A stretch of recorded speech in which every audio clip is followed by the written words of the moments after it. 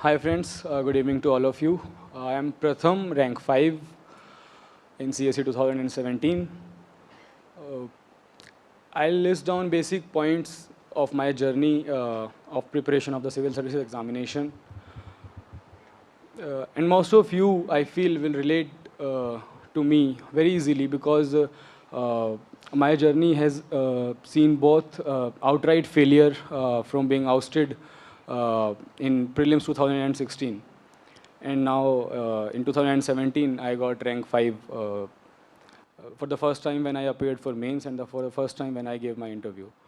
So I'll begin. I'll take it up very briefly, and then I'll try to make some very basic points which I think are very essential, very crucial for preparation, because knowledge, resources, coachings, strategy, all these things I think are available. Uh, there are a lot of resources are there. But in my opinion, the most important thing that I found out in the preparation of the civil services examination was that if you have the positive attitude, if you have the right mindset, if you have the belief that you can make it, then one day definitely you will make it. So that was the most crucial point that I was lacking in my first attempt. So my journey began when I was in college. I am graduate from Punjab Engineering College, Chandigarh, from a very so-called poor branch, materials and metallurgical engineering. In my third or fourth year, I thought of preparing for the services, and I took up the Hindu. I could not understand it. I could not understand a single word. I used internet. I used dictionaries, and it was slightly difficult. And later on, I could read the Hindu very well in around 1.5 hours or something like that. After that, I picked up the basic NCRTs, and by reading the NCRTs, I got some confidence because most of the things were new and interesting. And it felt that the syllabus for the exam is very interesting. You can stick with it. You can read it for long hours. For the first time, I felt that. After that, I came to Delhi after my graduation, skipped the 2015 attempt. I am a pass out of 2015 batch. Then in 2016, I appeared for the prelims with almost as much preparation as I could do in 1 year. And I could not clear the prelims. I was very dejected. I basically thought that it would be very easy for me. I would clear it right in my first attempt. So I was shattered that I could not even write mains. So I gathered myself, took a break for 1 month or 1-2 months, and started preparing again. The thing basically that I changed was for prelims, I'll deal separately. But for mains, the thing that I changed was I found out that even if I had cleared prelims in 2016, I would not be able to make it in mains. So I picked up paper-wise strategies, paper-wise. I picked up the syllabus. I divided the syllabus into very small parts, and charted out a strategy for these the small bits of the syllabus. The most important thing that I did in my preparation that helped me get here was to understand that the exam, the preparation of the exam feels like intellectual pleasure, because anything that you read, it will give you a pleasure that you are gaining something out of it. Anything, literally anything that you read. But the truth is that you cannot reproduce it in exam. So my strategy was that to read as much as I could reproduce in the exam, not to read anything extra, and read only which I can remember. So to facilitate this, I basically I never read anything twice. So I read suppose I read Bipin Chandra once. It was 400 pages. I wrote down something. I brought it down to 2-3 pages. I wrote down only bullet points. Then in my second reading, I even make a gist of that, and I even made a gist of that, and I reduced it to 1 page. So at the end of the preparation, right before my mains, I had 1 A4 size sheet notes for almost every topic. You name it, and I had 1 A4 size sheet for that topic. And it really helped me in GS2 especially. Because GS2, everybody knows GS2. There is nobody who will say, I do not know GS2. and GS3 also, because the topics are generally current affair topics. Everybody has some insights on them. But to reproduce those insights, to reproduce what content you have is more important. So people go for test series. Definitely that is very essential. I also joined a test series but did not write as many tests because I had confidence that I'll write good answers if I had certain bare minimum basic content which I could remember in the examination hall. So my focus was on remembering the things, taking the things with me in the examination hall and then reproducing them on the answer sheet. So overall, this is the basic strategy that I followed. Then, as far as answer writing is concerned, the most important thing that helped me score good marks was that I was very presentable. I made my answer presentable. I made my answer very expressive by extensive use of maps and diagrams. I have geography as my optional, and in paper 1, even in the questions of history and geography, except for sociology, I made diagrams in almost every question of GS1, and then maps and diagrams. And then in GS2, the IR section that I attempted, I was very confident because I was good with IR. I knew almost all the basic things that were happening between India and the rest of the world. So I took those points and then substantiated them with maps. So most of the questions I dealt with, I drew maps. I drew flow lines on maps basically to show the change or to show the gradient that has happened over time in the international relations. And even in GS3, I tried to draw as many diagrams as possible. And that has really helped me to achieve good marks because I made my answer presentable. I made my answer easy to read for the examiner, easy to gauge for him that the student knows something. Then for ethics paper, I think case studies are the most crucial part. Case studies, in my opinion, should not be prepared per se as we prepare other answers because case studies bring out what you are actually. So during your preparation, try to actually be ethical, try to imagine the situations that you will face as a bureaucrat, and try to be ethical in that.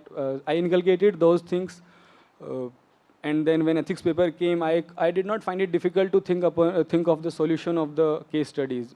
It came to me immediately after reading the case studies, and I wrote them very expressively, and I'm proud of my innovative solutions that I provided for the case studies. One I'll mention here. The case study that asked for when you are going for the UPSC interview and you find a mother and a son lying on the road and they are your relatives. So what will you do? So most of the people whom I have met, they picked one. Some of them picked the interview, some of them picked the mother and the son. But I wrote that definitely I'll be having my mobile and I'll search for the hospital on the way to the UPSC building. Because I stay in the Rajendra Nagar and UPSC building is Shahjahan Road. So RML lies in between. So that immediately clicked and I wrote that as my suggestion, and I think it fetched me good marks. So ethics case studies are definitely very crucial. You need to be ethical in your life. So that you do not have to frame your answers in the examination hall because there is no time. And as far as static portion of ethics goes, there are good notes available. You pick up the subtopics of the syllabus and you make very small notes. You must know the definition of each term, the meaning of each term very clearly, and you try to incorporate those terms in your answer. As far as geography optional is concerned, paper 1 of geography was very difficult this year. So here I would like to make a point, very important point, that I did very good in my GS papers. I was confident that I'll make it to the list or something like that. But when geography paper 1 came, I was very dejected. I was depressed कि कुछ नहीं आता इस paper में. I did not know nearly 100 to 150 marks out of 250 marks for geography paper 1. I was very dejected. I have read so extensively, and even then I will be unable to answer the questions. So I closed my eyes. I tried to again believe in myself. That feeling, basically, I'll say that I went to the mains examination center with the feeling of a warrior because the journey is so long, the preparation is so difficult, so rigorous. It takes almost everything out of you. So I had decided to write mains as if I was a warrior fighting with the UPSC. So I almost put in everything that I had, just like it was a matter of life and death. So I'm not saying that the exam is a matter of life and death, but I'm just saying you perform it like that. So the geography paper, so I put it down and then I closed my eyes and thought that I had read so extensively, and if I do not know the 100 to 150 marks of the paper, then nobody would be doing so. Nobody would be knowing all these difficult terms which I have never read in the syllabus or in any of the books. So I basically tried to analyze the questions on face value and tried to make my answers again expressive by including maps and diagrams. So even for the questions which I did not know at all for geography, I tried to make a basic, I will not say guess, I'll say that I tried to write what the word or what the question meant to me at that very moment. So, and with diagrams and maps, I could make it. So, I'll say that when geography paper 1 was handed to me, I was out of the race. But I gathered myself, and in the next 5 minutes, I was right back in. So that crucial moment, that time when you have the question paper in your hand is very important because you need to have a lot of confidence to face those questions and definitely as a warrior. So after that, mains went smoothly, result was good. So interview preparation for me was very interesting because it was my first interview. I was very excited to face the UPSC board, nervous as well, but I had that belief in myself that I have made myself in the last few years to be a right officer for the government. So if you had that in yourself, if you believe that you can be a good officer, you can be a member of the civil services, then you do not need to prepare specifically for the interview because you cannot prepare for your personality. You just need to be positive. So in my interview, I tried to be positive, I tried to be innovative, I tried to be optimistic, and that definitely helped me. Overall, the journey was very difficult, and I would say right before my result, the 27th of April, I was so anxious and so nervous and so depressed because I had not prepared for prelims 2018. And I was just hoping, please let me enter the list because I do not want to appear for the prelims again. So that is a very difficult stage, and even if I had failed, I know that I'll take 2-3 days of time, and then I'll again start the preparation with the same vigor that that is shown by a newbie. So my advice to all of you, my friends, is that always believe in yourself. That is not a cliche. It has been said so many times that it has become a cliche. But that is actually true. If you think upon it, if you ponder over it, you will say that, I'll say that only my positive attitude, only my belief helped me what I am right now. And one last thing that I'd like to mention is that during the preparation, there are many ups and downs of during the preparation stage. Some days you feel that pretty confident, and on others you feel that you cannot make it. Before my mains exam, I remember the date, 7th of October 2017. So I was very dejected because I did not study for 3-4 days, and between prelims and mains, if you do not study for 3-4 days, then it becomes a baggage. So I was very dejected. I thought that I do not know anything. I went to my friend, a friend of mine, and he prepared me enough. Actually, I thought of even skipping mains, not as such skipping, but like start preparing for the next attempt because you cannot make it in this one.